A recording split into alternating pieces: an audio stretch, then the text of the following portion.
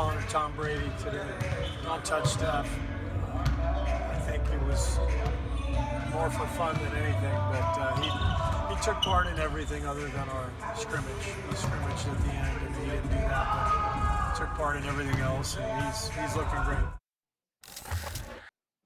All right, high praise from Steve Kerr on his point guard, Stephen Curry. Meanwhile, Kerr also says the former MVP is still on track to potentially return in early March, despite not being cleared for scrimmages just yet. So, Stephen A. Smith, I already know the answer. You've been adamant over and over about this, but what should the Warriors do with Steph? Please, listen, somebody needs to take Steph Curry and Klay Thompson, and I don't give a damn if you got to lock them in a room or something like that. I don't want to see them. I don't want to see them. Joe Lacob, my man. Steve Kerr, Bob Myers. Stop it. I don't want to hear it. I don't care what Steph Curry says. Klay Thompson. Let me say this. I speak from a position of passion and heart when it comes to these dudes. I love what these brothers mean to the game. Del Curry, the father of Steph Curry. Seth Curry, the brother of Steph Curry. I don't give a damn. The wife, the wonderful wife, kidnapped this brother. I don't want to see him on the court. What have you given us the last 5 years? 5 straight trips to get him off the screen. I want the camera on me. 5 straight trips to the NBA Finals. 3 titles. You lost 1 after a 73-9 season in Game 7. Last year, KD goes down, and then Klay went down. They weren't a basketball team. They were a damn infirmary. You still went 6 games with Toronto. They have given us so much. I want them back. I don't want anything compromising it. The season, you're 12-43. You're 12-43. The season's a wash. What you've done for the Bay Area, how you've returned basketball, you owe them nothing. You owe us nothing. Take a rest.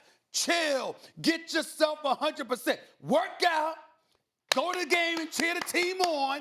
Plan your vacations. Don't you dare step on an NBA basketball court this season. I don't want to see them.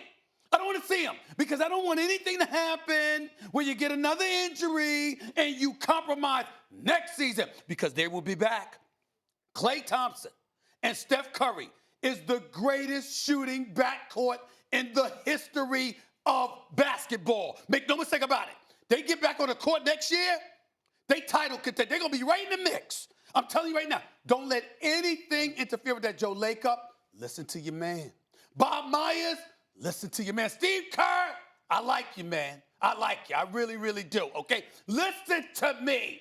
Do not let Steph Curry and Klay Thompson, I know Klay, I ain't got to worry about Klay because Michael Thompson ain't having it. He ain't having it. Michael Thompson ain't having it. Our colleague at 710 ESPN LA, he ain't having it. His son not getting back on that damn court this year. Steph Curry, Del Curry, Steph, the wonderful wife, mama, the gorgeous mama. Just stop it.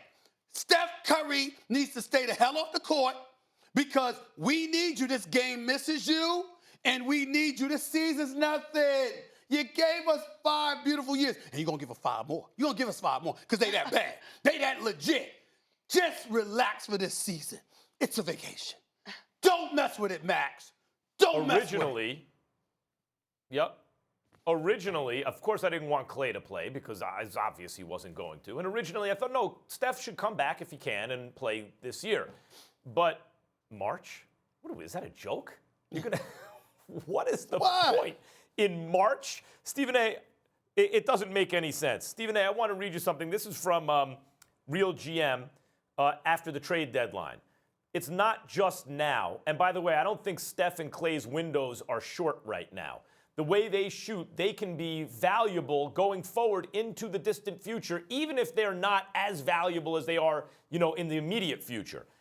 In 2020, Golden State, think about this. And Stephen A., keep in mind how they draft and develop, including Steph and Klay. Those guys weren't sure-thing superstars coming out of college.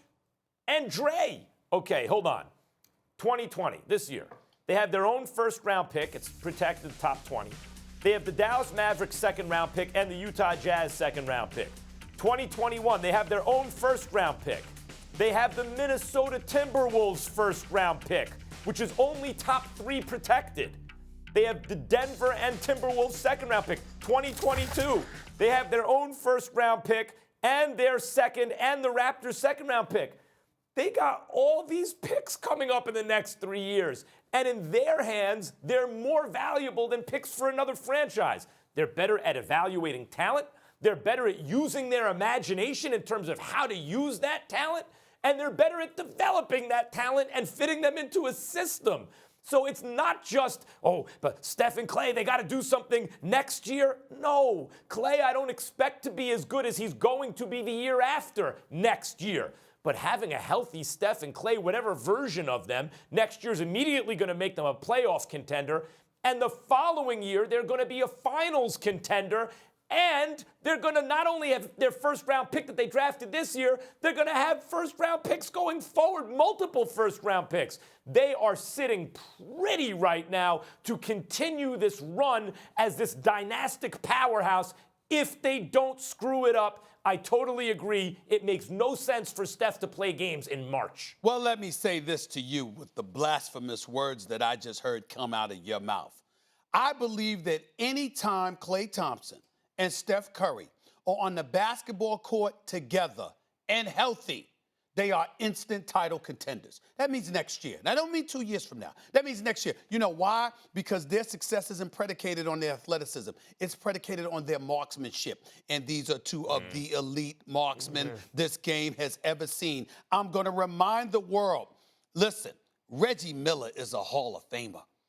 Ray Allen is a Hall of Famer. I go back to the days of Dale Ellis, Del Curry, Ricky Pierce, downtown Freddie Brown in Seattle in the late 70s and early 80s. And I'm telling you, even with Larry Bird, those two dudes and Steph Curry and Klay Thompson are the two greatest shooters I've ever seen in my life. And I'm talking about the greatest, without question, the greatest backcourt, the greatest shooting backcourt the game have of basketball has value. ever seen. And I'm saying to you next year, not 2 years from now, next year, let them stay on the basketball court healthy. Because you got to remember, Max, we ain't talking about just perimeter shots. You're talking about free throws, too. They don't miss. They don't miss. I'm telling you right now, they'll be a title contender you're right about the next year. shooting. Thanks for watching ESPN on YouTube. For more sports highlights and analysis, be sure to download the ESPN app. And for live streaming sports and premium content, subscribe to ESPN+.